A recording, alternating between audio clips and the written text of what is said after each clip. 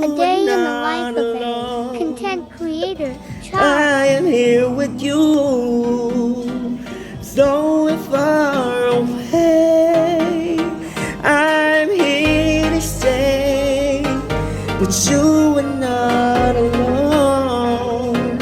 For I am here with you, though we're far apart. You're always in my heart.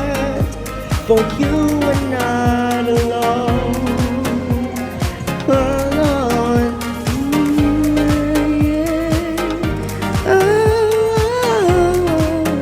Life goes so fast, I've been living so slow, holding on the past, I just wanna let go. I don't want no regret, no rainy days. When we're out west, we'll eat drink French roast, Harlem tomatoes on avocado.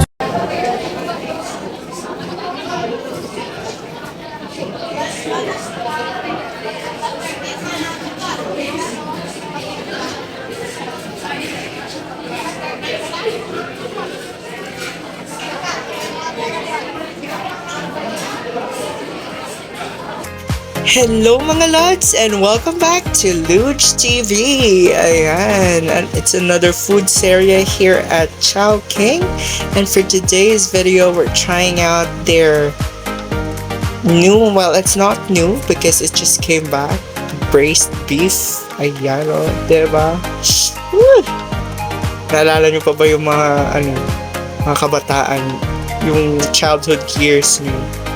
Diba? Yan yung palagi natin kinakain eh. Oh, tapos dagdagan pa ng chili sauce. Oh my gosh! Sobrang sarap. Woo! Grabe! Ayan, nalaglag pa nga. Sarap na sarap ako dyan. Grabe, sobrang busog. Buti naman naisipan ng Chowking na ibalik yun, no? Sobrang lambot ng beef. Ang tender ng laman. Tsaka, lasang-lasa mo yung karne niya, yung beef niya. Ayan, no, nalaglag pa nga. Diba? Ayan, no, tapos yung sauce, sarap. Perfect. Malasang malasa. Grabe. Sobrang sarap. Tsaka, pero, medyo pricey siya. Nasa 200. Ayan.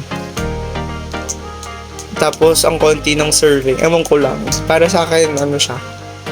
Too much for its price. For me. Pero, diba? Pero masarap naman. Medyo sulit na rin yung bayad.